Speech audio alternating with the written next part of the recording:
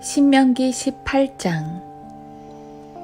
레위인 제사장들과 온 레위 지파는 이스라엘과 함께 어떤 몫이나 유업도 없으리니 그들은 불로 드리는 주의 제물과 그분의 유업으로 먹을지니라.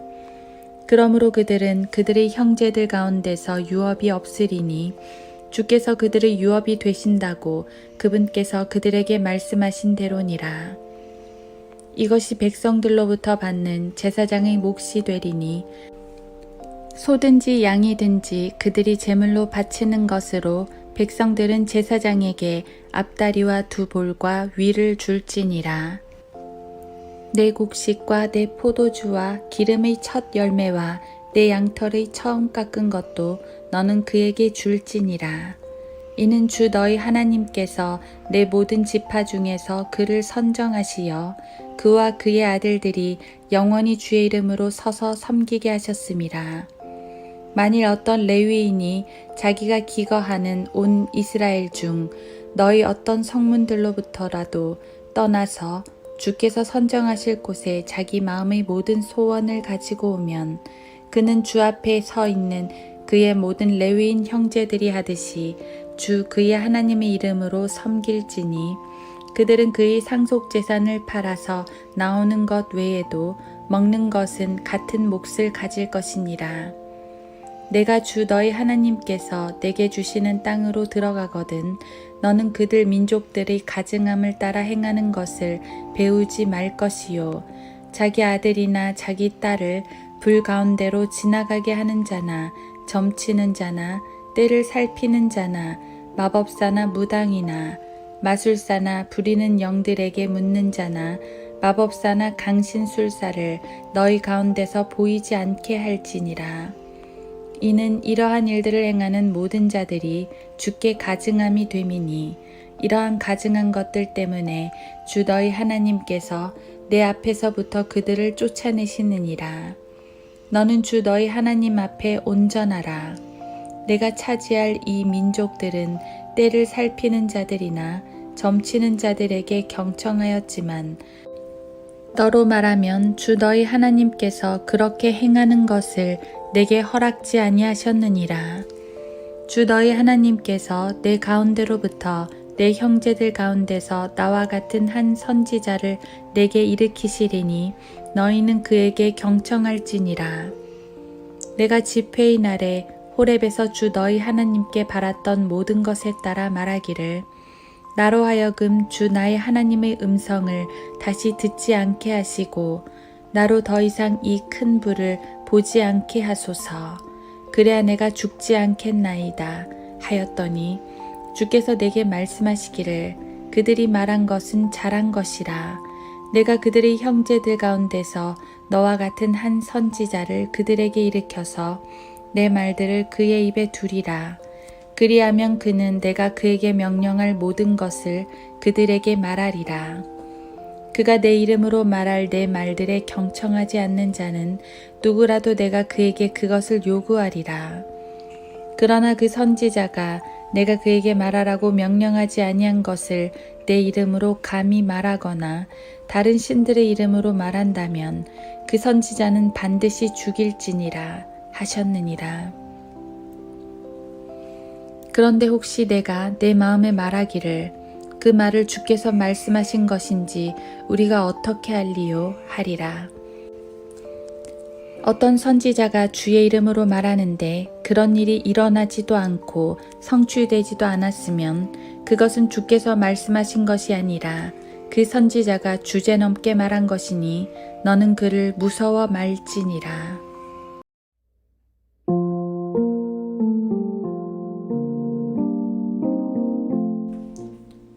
하루 한 장 신명기 18장. 주 너희 하나님께서 내 가운데로부터 내 형제들 가운데서 나와 같은 한 선지자를 내게 일으키시리니 너희는 그에게 경청할지니라. 신명기 18장 15절. 여기서 모세가 말하는 나와 같은 한 선지자는 예수 그리스도를 가리킵니다. 예수님에 대한 가장 강력한 예언 중 하나입니다.